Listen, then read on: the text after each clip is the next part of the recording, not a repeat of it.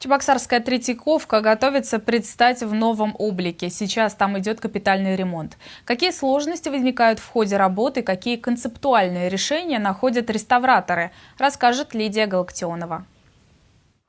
Это здание на Волге хорошо известно чебоксарцам. Оно построено в 1911 году купцом Федором Ефремовым.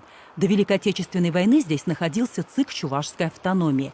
А с 1972 года располагается отдел русского и зарубежного искусства Чувашского художественного музея. Реставрация объекта культурного наследия началась осенью прошлого года.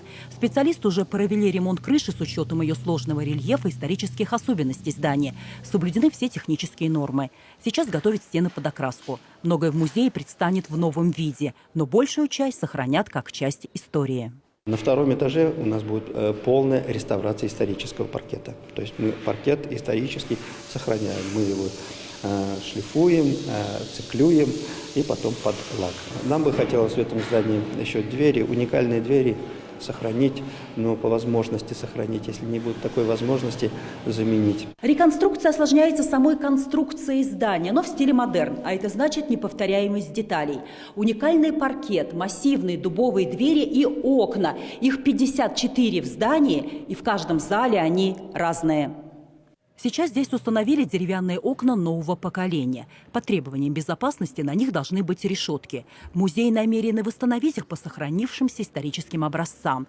Впереди обновление фасада здания и благоустройство территории. Из бюджета республики на реставрацию выделено 15,5 миллионов рублей. Все работы фирмы «Дизайн» должна завершить до конца этого года.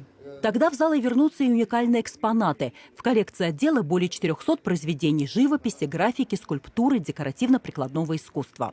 Основная часть займет свое место в постоянной экспозиции, а 80 картин отправятся в Москву на выставку в Третьяковскую галерею в рамках проекта «Золотая карта». Это произведения Куинджи, Серова, Левитана, Фешина.